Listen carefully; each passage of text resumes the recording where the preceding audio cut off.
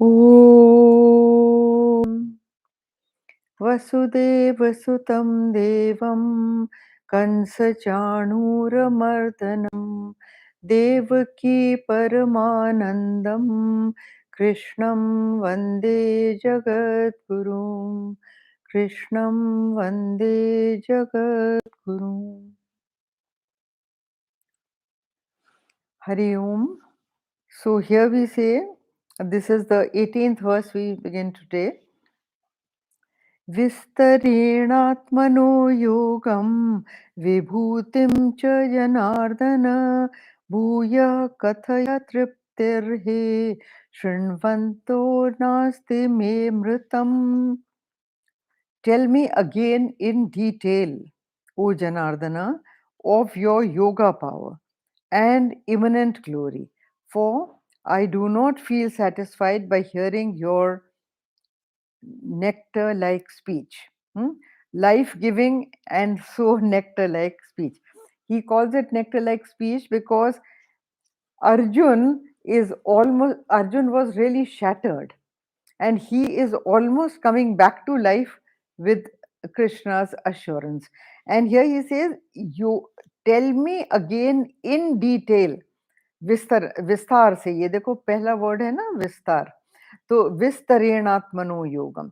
So this yoga, please tell me in detail. I would like to know it in detail. That how the many are in you. Like Krishna has said, na, the many are in me. So he says, how is it possible? So tell me where all you manifest, where I can see you. I do not feel satisfied by hearing your nectar like speech. It means this, that I want more. I want more. So here it is Arjun saying, I want more, I want more. And this is the condition of a mumukshutva. Mumukshu always wants more and more teaching from his teacher because he has understood, but he doesn't feel satisfied, because that gives a person so much of joy, that gives a person so much of bliss and peace of mind, that he wants to again and again hear the Vedanta from his teacher. So that desire to know, the hunger to know, the thirst to know more and more is never, never satisfied. And so he says that I am not satisfied, I do not feel satisfied. But he says, why? Nectar like speech, because he is enjoying it. He is feeling so blissful with it. Now, since it is a jigyasu, wanting to know more and more, he is asking, please tell me in detail, in detail. Now, you see, satsang, this is satsang. Arjun is in satsang. So, satsang always has a very blissful effect on the listener. That effect may not last, because that effect comes from the tapas of the teacher. So when the teacher is teaching, everybody feels very happy. You feel that you know it all. You feel this is so easy to do, and why don't we do it? And of course, we should be able to do it and all. But once the sanidhya of the teacher is gone, you get back to where you were. Generally, this is what happens. Like Gurudev, when he used to teach in Sidhbari, we used to tell him the same thing. He said, yes, it will not last unless you develop your own power to sustain it. And he said, we said, but when we go back to Delhi, it all goes. So he said, not Delhi, even up to Pathankot, it'll all go. So that means you do not have the sustaining power. Once slowly, slowly the student develops that sustaining power, then he is able to hold it and keep it. So just like supposing you hear about some great achievement of somebody. Now, when you are listening to that great achievement, vicariously you are enjoying what he did. Like a mountaineer, when a mountaineer is climbing a mountain and he comes back and he tells you, मैंने ऐसा किया, ऐसा किया, ऐसा किया, फिर आप ऐसे जाओ तो ऐसे होता है. So then what do? You are also with him vicariously enjoying that experience. The same happens with a Vedantic teacher. So when the Vedantic teacher is teaching, the other people enjoy it, they get that bliss vicariously. Now, slowly, what happens is you also become addicted to it. You want it. Like, like like a drug shot. He has to have it. Similarly, a true mumukshu who has found the bliss in that teaching will want it more and more and more. He cannot stop. As Gurudev used to say, this is a one-way street. You only can go forward. You cannot go backward. You will not be able to go backward. Even if you are doing something stupid or silly, your mind will immediately tell you, okay, what are you doing? Are you getting any joy from here? Why are you going this way? Go this way. So your own mind becomes the teacher. Your own mind will not allow you to do anything like that. So here, next paragraph. Now, so then the Lord answers, because Arjun is requesting again and again, and he is saying, please tell me. So, Shri Bhagavanuvacha Hantate Kathayishyami Divya Hyatma Vibhutayah Pradhanyatah Kuru Ksheshtha Nastyanto Vistarasya Me. Alas, see this word hant. Hant is an exclamation. It means alas, oh, ah, like that. So, alas, now I will declare to you my divine glories, immanent in their prominence. O best among the Kurus, there is no end to the details of my extent. Dekho, the Lord, you know, if any one of you have gone to a planetarium, and many of you must have gone, when you see how vast the universe is, how vast the universe is, you wonder at your littleness. You wonder at your small, petty nature, and you wonder how much you think of yourself. You know how many stars and planets and galaxies and God knows what all there is, and nobody knows whether there is life there, whether there are creatures like us, or there are more elevated souls there. You know nothing, and yet you think so much of yourself, even for those few little years that you are there. Think about it. How much importance we give to our name, our position, हमारी इज्जत, हमारा नाम, क्या नाम, किसका नाम? Think about it. You yourself don't know your great grandfather's name. What are you talking of naam? Huh? So here, ye dekhiye, he says, now I will declare to you my divine glories. The Lord, the Lord of the universe is talking, don't forget that. Immanent in their prominence. So he's saying, I will tell you those that are prominently there, that you can see, which are very clear. So, oh, best among Kurus, Kuru Shrestha. Kuru Shrestha, Kuru is the Vansh. Arjuna's Vansh was Kuru Vansh. And in that he says, you are the best man, Kuru Shrestha. So he says, oh, best among the Kurus, there is no end to the details of my extent. We have already done that he is beginningless, right? So how can there be an end to his glories? His glories don't end. There is no end to his glories. Even as I was just saying, the universe which you can see, even through a telescope that you can you see the end of that also? No. Nobody knows the end. Nobody knows the beginning. Nobody knows the end.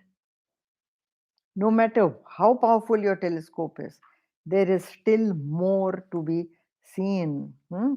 So over here, so he says, I will tell you the main features only, the prominent main features which you can easily see. That is, So he starts with Hanta. Hanta means what a pity it is that I have been talking all the time about myself and telling you what this great supreme Brahma, the ultimate reality is, and yet you are asking me for more, like that. So, chapter 6, 7, 8, and 9 was only this.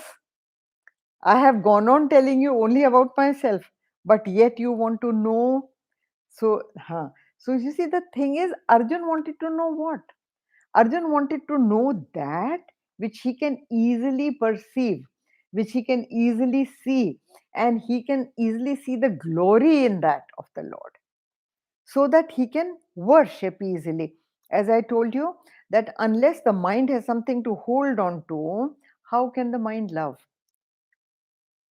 You cannot love that which you have never seen, you have never known, you have only heard about it, but you don't know anything about it. How can you love? You have to see a form for your mind to hinge onto. So, here that is what Arjun has been asking, and very rightly he has been asking, because that is the demand of you and me.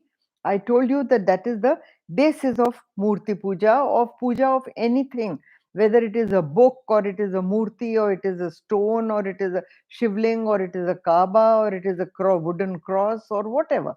But there has to be a form.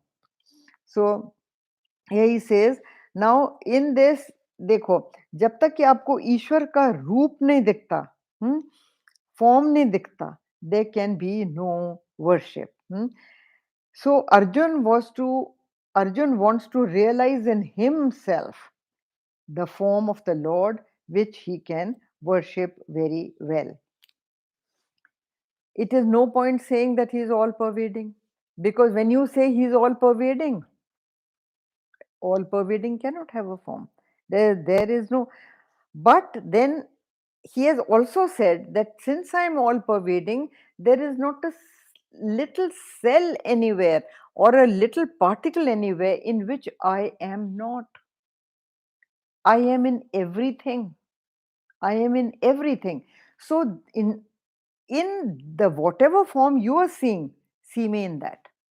That is what Krishna is trying to say. That no matter which form you see, I am there. So, the prominent ones which you recognize, which you see as wonderful, see me in that. Now, come to the next verse.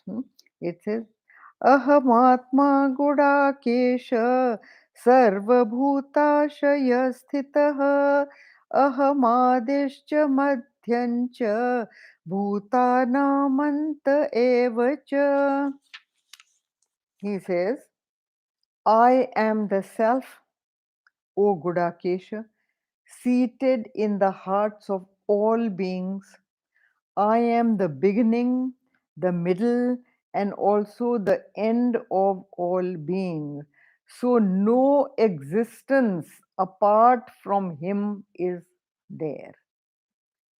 There cannot be the existence of anything apart from him, because he is the substratum because of which that is there. Just like I say, that without the mind, there can be nothing in the dream. The mind is the substratum of the dream, right? The mind is the substratum of the dream. So, every object in the dream that you see, every person, animal, plant, insect, bird, whatever you see in the dream is because of the mind. Without the mind, nothing exists. No dream can exist. So here is the same thing he is saying. Now, when he says that I am the beginning, the middle, and also the end of all beings, meaning to say that no matter what you see, I am there. See, like, what is the beginning, the middle, and end of a wave in the sea? The beginning is water, the middle is water, the end of the wave is also water. The shape of the wave, whether small or large, is also water, isn't it? It's the same kind of thing he's saying when he says that I am the beginning, the middle, and the end. That means no matter, you may be seeing it as a shape, for sure. You are seeing it as a shape. I am a shape, you are a shape, the house is a shape, the tree is a shape, the table is a shape, the book is a shape. Yeah, sure. But he says that I support all this. Without me, they cannot exist. They all exist in me. See, that is the question. How do the many exist in you? That is what Arjun is asking. That is what he's saying. That the example of a wave is really nice. Any wave of any sort, any shape, any color is nothing else but ocean water. It can take any shape. The same is over here. So we look different, we have different names. Like in the sea, also, there are different names. There is small wave, big rafters, there is foam, there is crashers. You can call them anything, but they are all sea water, nothing else but sea water. So here he is almost summarizing his talk of the last few chapters. That is why you see a kind of a repetition. He calls him Gudakesha over here. Dekho. Huh. He says over here, Ahamatma Gudakesha. O Gudakesha. Gudakesha means one who has conquered sleep. That was Arjun's title. Now, it was not this that Arjun never slept. Please don't take it like this that Arjun never slept. No, no. It only means that whenever he put in persistent effort in a single pointed direction and he was working hard on it for day, like you say, na, day and night, I have worked on it. आप बोलते हैं ना, I have worked on it day and night. Hindi में भी कहते हैं मैंने रात दिन एक कर दिया. कहते हैं ना, this is that only. कि मैंने रात दिन एक कर दिया means that when I am very, very consistently working and pursuing an aim or goal, I am putting in effort day and night. I do not sleep at night. I carry on doing that work till that work is finished. That is why Arjun's name was Guda Kesha. And see, uh, Arjun was a great warrior, and anything that it took for him to win over the enemy, he would do, and he would do it successfully. So don't forget that Arjun is the greatest archer of those times. He is the Senapati, he's the commander in chief of the Pandava army. He is not a small man, he is not a small fry. And by saying Gudakesha to him, the Lord is challenging his courage, is challenging his manliness, and saying to him that if you are so good at achieving your goal in the materialistic world, again, even to see my glories, use that courage. Yeah, use that perseverance to find me out. Uh, Now here he says, we dream ka example I have given you. Now, see, I am repeating myself, but with that Krishna is repeating himself, that the mind cannot break the frontiers of form. The mind has to hook onto forms, and therefore Arjun, you know, the mind only exists before the dream, the mind exists during the dream, the mind exists after the dream. So there is no end to the mind, and that is what he says, that there is no end to my glories. I am there always. Next verse. Let's do the next verse. आदित्यानामहं Vishnu ज्योतिषां रविरंशुमान् मरीचिर्मरुतामस्मि नक्षत्राणामहं Shashi. Look, in one verse, how many things he says. He says, among the 12 Adityas, I am the Vishnu. Among luminaries, the radiant sun, I am Marichi. Among the Marutas, among asterisms, the moon, I am. Look, in this, just this little one verse, how many things he has said. He says, Aditya Namaham Vishnu. That means I am the 12 months of the year. Aditya. Among the 12 Adityas, देखो 12 आदित्य माने गए हैं. जब हम Aditya is the sun, ठीक है ना? Now why are they 12 in number?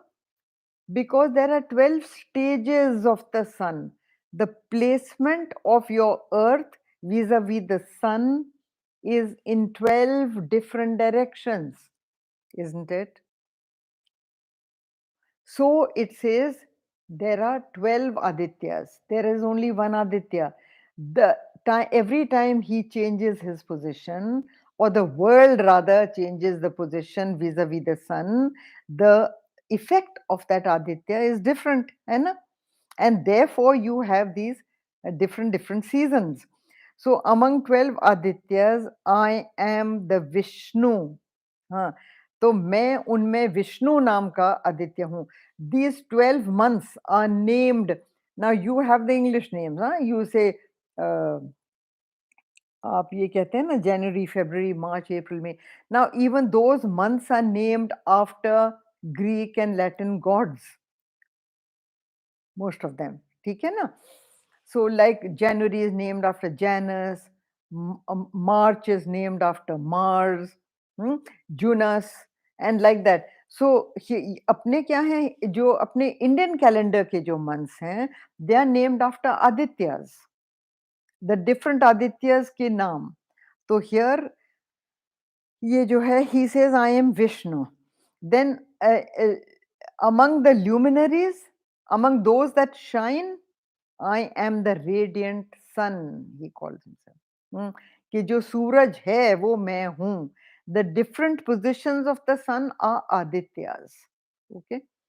I am Marichi among the Marutas.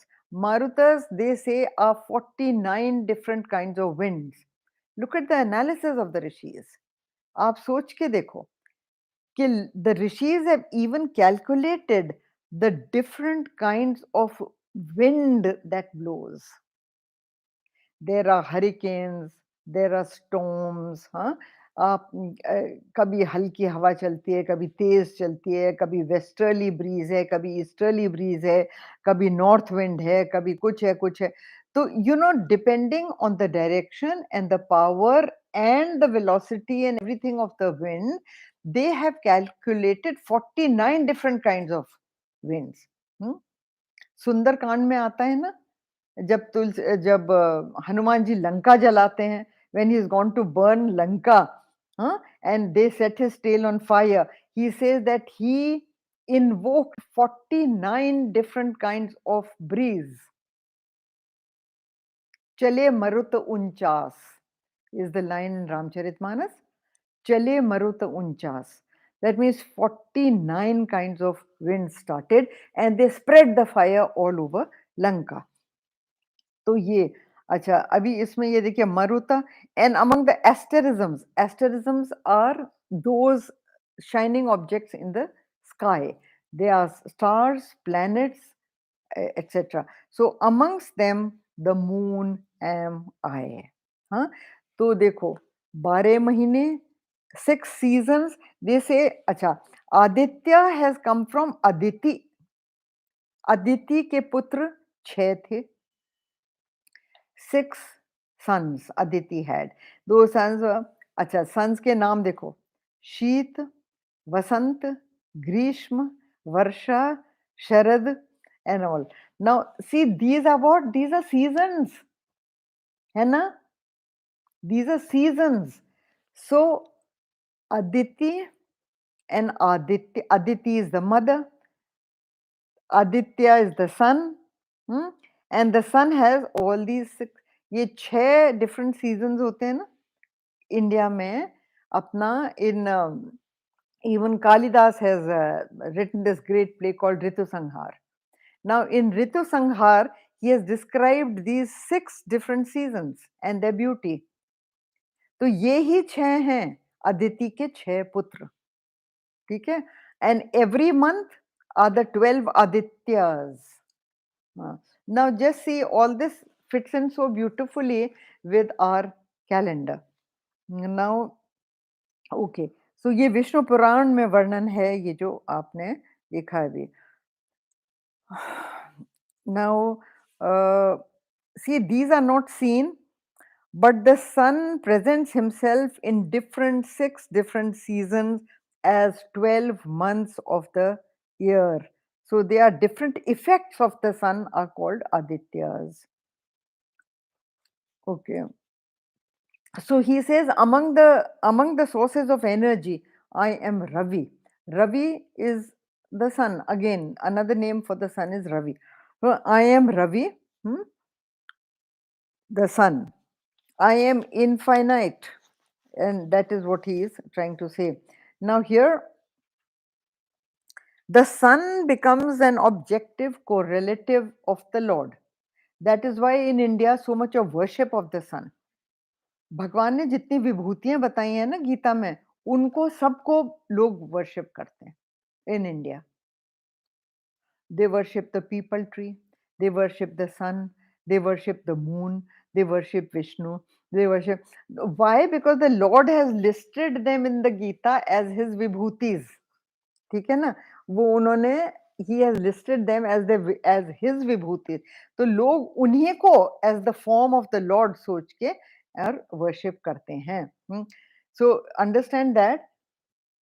Now modern physics, as Gurudev writes, has also accepted this, that the sun is the ultimate source of all energy. And that is what he is saying. See, worship of natural phenomena depicts divinity.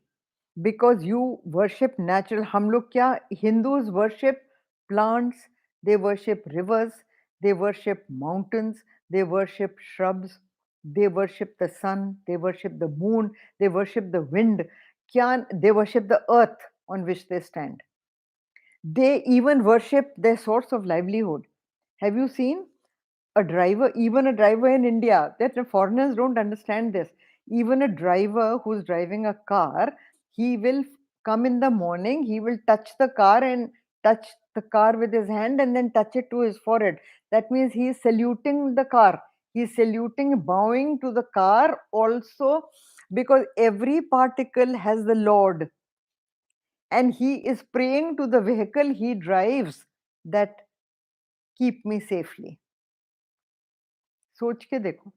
I have also seen, swimming instructors in the swimming pool. When they come there, they will touch the water and sprinkle it on their head and do a pranam. What is that?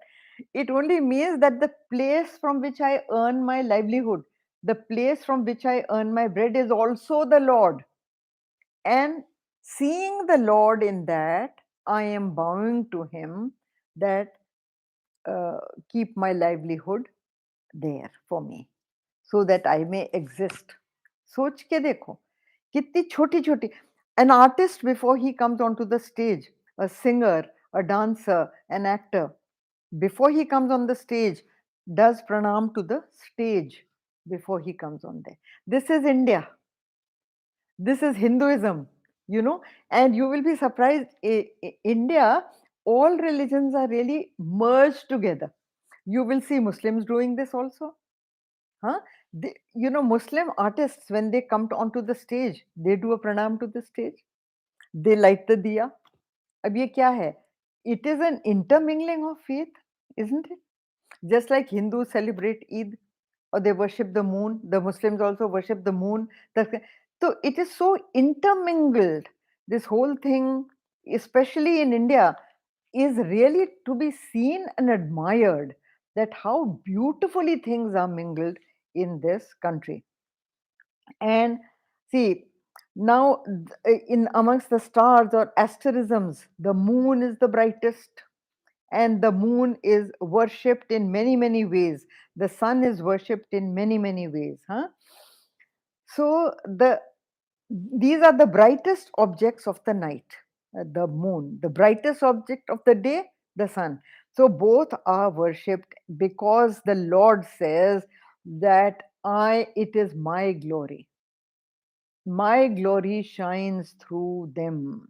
There is nothing else but my glory, and I am the light of lights. Without me, neither the sun has light nor the moon has light. Na tatra suryo bhati na chandra tarakam. Nema vidyato bhanti kuto yam agne. Tameva bhantam anubhati sarvam.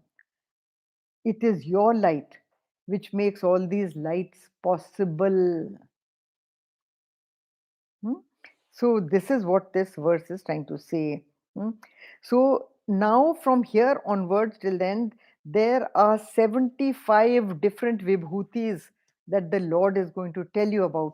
And all those vibhutis, if you see the Lord in them, they really take on a form for worship. So, we do this much today and next time. ॐ पूर्णमद पूर्णमिदं पूर्णात् पूर्णमुदच्यते पूर्णस्य पूर्णमादाय पूर्णमेवावशिष्यते ॐ शान्ति शान्ति शान्तिः हरि ओम श्री गुरुभ्यो नमः हरि ओम